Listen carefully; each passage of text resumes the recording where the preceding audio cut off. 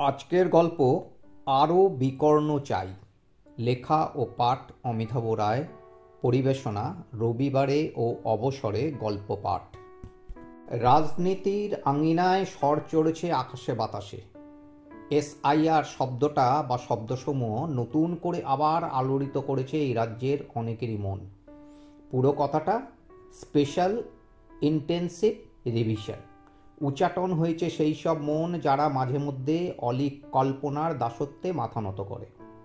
কত সার্টিফিকেট পাওয়া শিক্ষিত মানুষজনকেও কম শিক্ষিতের দ্বারস্থ হতে দেখা যাচ্ছে। 2002-এর পর আবার 2025 সালে ভারতের নির্বাচন কমিশন এই প্রক্রিয়াটি পরিচালনা করে ভোটার তালিকা সংশোধন করার জন্য ব্যবহার করছে।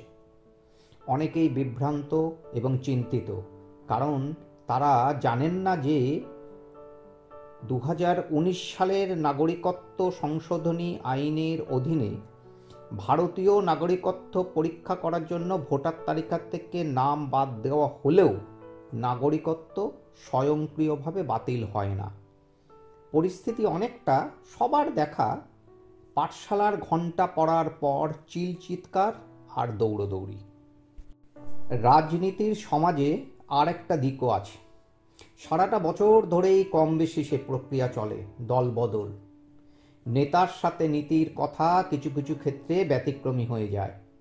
সেই অল্প সংখ্যক নেতা এবং তাদের পারিষদদের সমাজের সবচেয়ে সমঝদার উকিল বলেই মনে হয়। ওনারা যখন যে পক্ষেই থাকুন না কেন, তখন সে পক্ষের হয়েই সাবলীলভাবে সওয়াল করেন।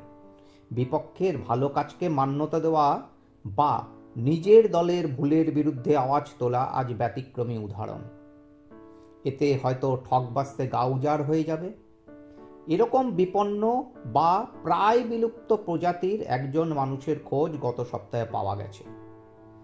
সংবাদ মাধ্যমের দ্বারা প্রচারিত হওয়ার ফলে আজ লোকমুখে ঘুরছে তার বর্তমান কার্যকলাপ। মধ্য 50-এর সুঠাম উচ্চশিক্ষিত সর্বজনগ্রাহ্য মানুষ তপন সামন্ত। নির্দিষ্ট বাড়ি বা শহর নয়, এই রাজ্যের এক বিশেষ মুখ।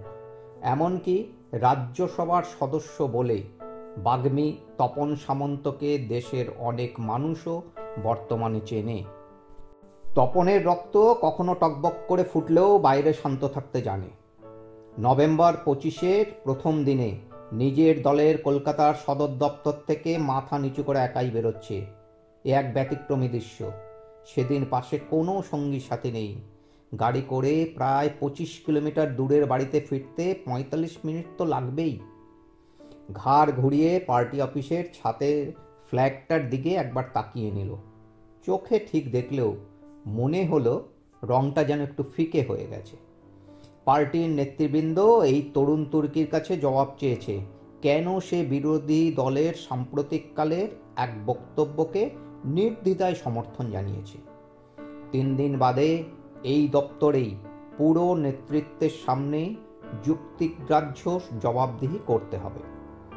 বাইরে দাঁড়িয়ে থাকা কয়েকজন সাধারণ কর্মী এবং উপস্থিত সাংবাদিকদের ছুটে আসতে দেখে হতবাক ড্রাইভারকে তাড়াতাড়ি গাড়ি চালাতে বলল।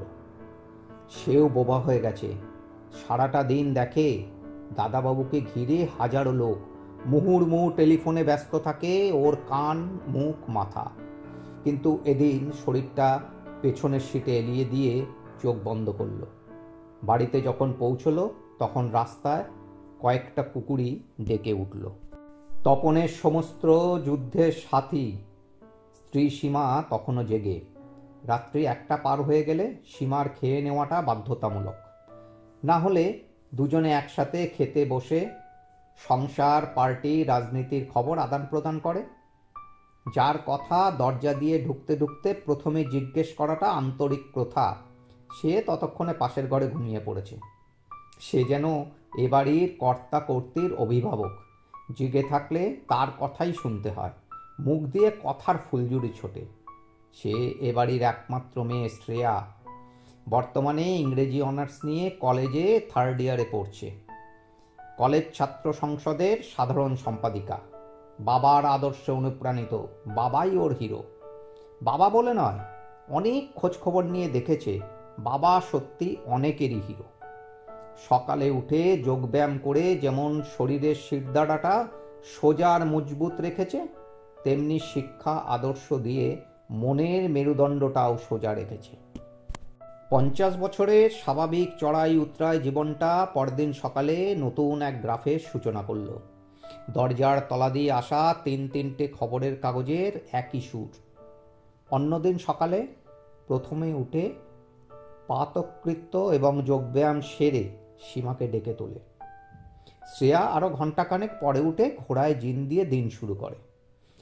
এদিকে স্বামী স্ত্রী টিভির এবং কাগজের খবর দেখতে দেখতে সাংসারিক আলোচনা সেরে নেয়। শুধু রবিবার কিছু সময়ের জন্য বাজারে যায়, কারণ অন্যদিন ওই সময় বসবার ঘরটা মিনি পার্টি অফিস। এদিন বাড়ির বাইরের থেকে উচ্চস্বরে আওয়াজ ভেসে আসাতে সীমার ঘুমটা ভেঙে গেছে। জানলার পর্দা অল্প একটু সরিয়ে দেখল জনসাধারণ, পরিচিত জনেদের সাথে মিডিয়ার লোকজন, ক্যামেরা ইত্যাদি নিয়ে হাজির।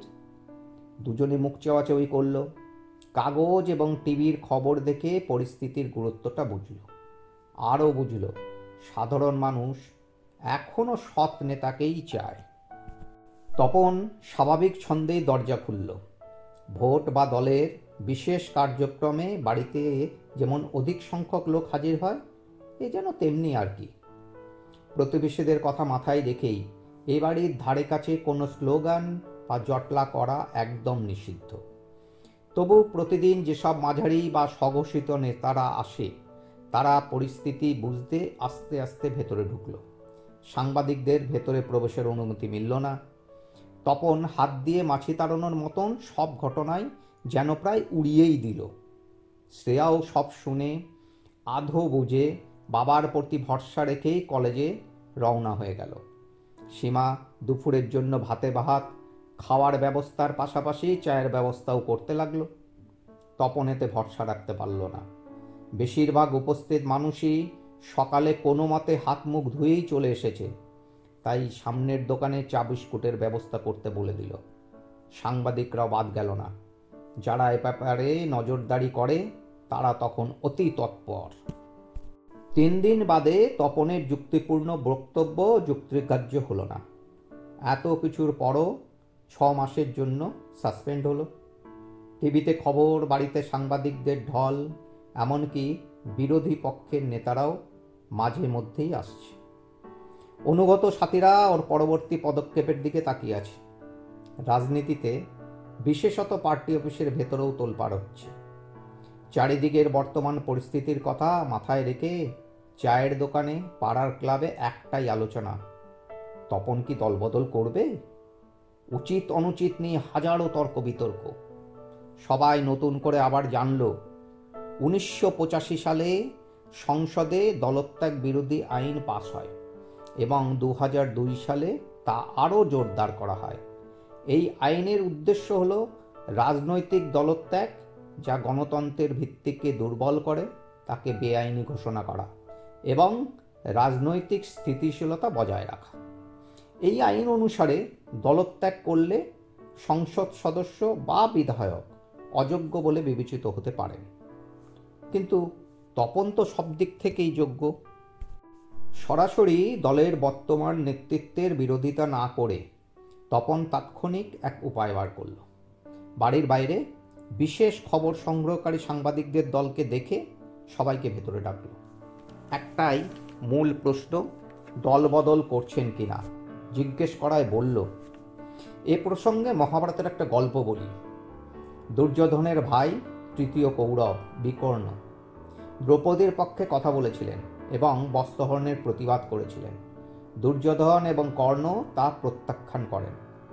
পরবর্তীকালে কুরুক্ষেত্র যুদ্ধের এক সন্ধিক্ষণে ভীম সেই সবার কথা মনে করে সম্মুখ সমরে আসা বিকর্ণকে বলেন যে সে একমাত্র কৌরব যে জানে ধর্ম কি। ওকে বধ না করতে চাওয়ার জন্য সরে দাঁড়াতে অনুরোধ করেন, কিন্তু বিকর্ণ বলেন যে ওর সরে যাওয়াটাই অধর্ম হবে। যদিও কৌরবদের এই যুদ্ধে জয়লাভ কোনোদিনই হবে না, যেহেতু বাসুদেব কৃষ্ণ পাণ্ডব পক্ষে আছেন, কিন্তু সে তার ভাইদের বিশেষত জ্যেষ্ঠ ভাই দুর্যোধনকে পরিত্যাগ করতে পারবে না। তিনি ধার্মিক, কিন্তু বিভীষণ নন। তাকে যুদ্ধ করতেই হবে। তিনি আরও বলেন যে সেই সভাস্থলে ওর যা কর্তব্য ছিল করেছেন। এখন ওর কর্তব্য নিজের ভাইদের রক্ষা করা। চিরদিনই বিকর্ণের ভূমিকাতেই আপনারা আমাকে দেখতে পান। নিশ্চয়ই আসল উত্তর আপনারা পেয়ে গেছেন। নমস্কার। তপন উঠে দাঁড়ালো।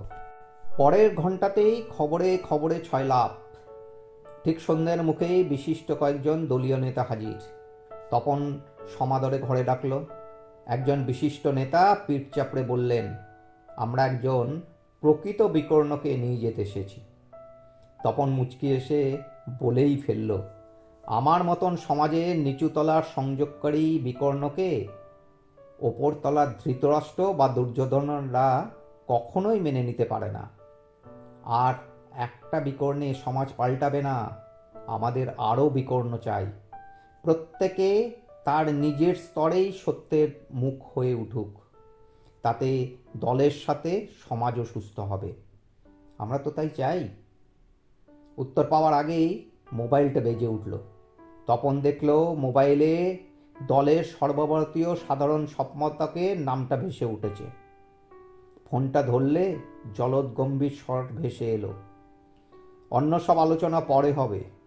দলে সর্বসম্মতিক্রমে সিদ্ধান্ত হয়েছে, আজ থেকেই SIR এর কার্যকলাপে আমাদের দলের এ রাজ্যে তুমি প্রধান মুখ।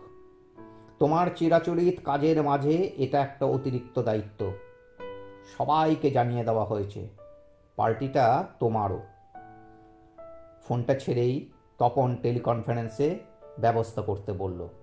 সীমা ওর হাঁটাচলা কথাবার্তাতেই আবহাওয়া পরিবর্তনের সংকেত বুঝে গেছে।